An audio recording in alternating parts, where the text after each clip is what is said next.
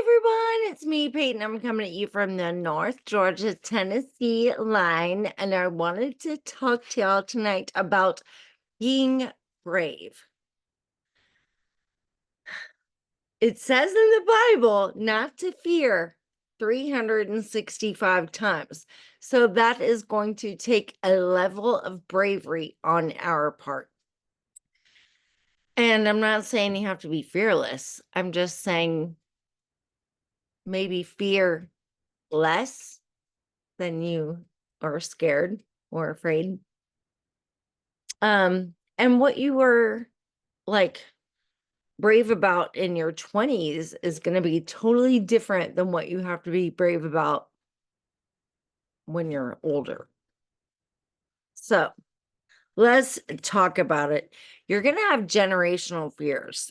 And those are the fears that are going to require you to be brave at different stages of your life. You're going to have gendered fears because men and women are scared of different things, and they also process their fears differently. And regardless of your age or your gender, the common bravery denominator is action or lack of action. So when you are brave, one of the bravest things you can do is just do it. I know it sounds wild, but really, it's true. When you are afraid, you can think of 120 million excuses why you shouldn't do a certain thing. Like, let's take jumping out of an airplane for an example.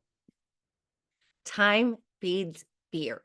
So when the chute of the airplane opens, those people that jump out right in the beginning, they're just jumping out. But if you stand there and you're like, "Ooh, what if my chute doesn't open?" Oh, like you can think of 150 things, 150 different reasons why you shouldn't jump out of the airplane because you're sitting there allowing that time to go by and feed the fear.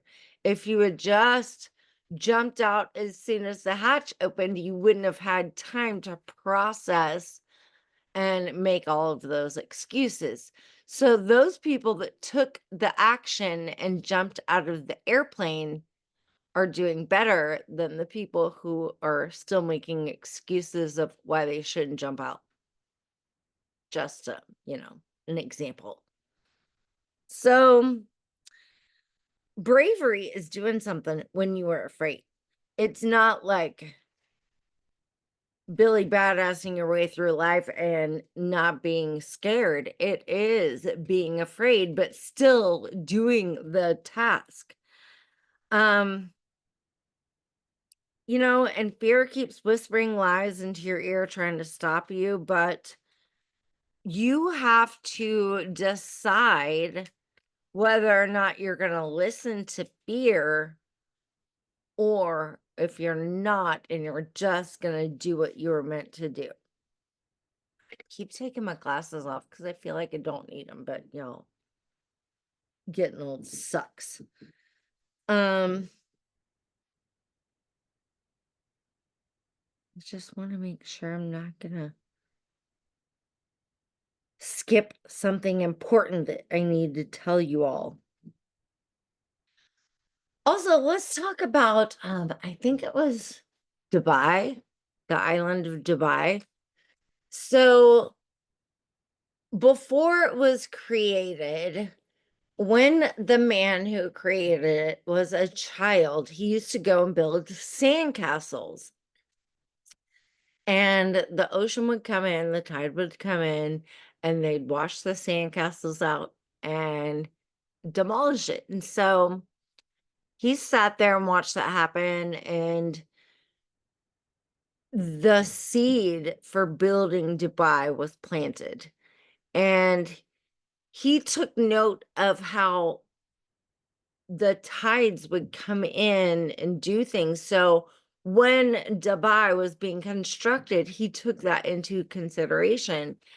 And although there are a bunch of naysayers telling him that he would never, ever, ever, ever complete this task and that it was just stupid and um he should give up on that dream. It's just a sandcastle that's going to be washed out the sea. And then there's Dubai still standing today. Sandcastle hasn't been washed away. Think about how many things that we have missed out on because people were too afraid to do them. What if the guy who made Dubai had listened to all the people that said, don't do it, it's impossible? Guess what? There wouldn't be a Dubai. I know people who live in Dubai. So I can't even think it's foreign to me to think that they would live somewhere else because that wouldn't even exist. So long story short, y'all, don't rob us. Don't rob the world of your gifts. Take action and be brave. It all starts with that decision to be brave. I love you all so much, and I can't wait to see y'all next week. And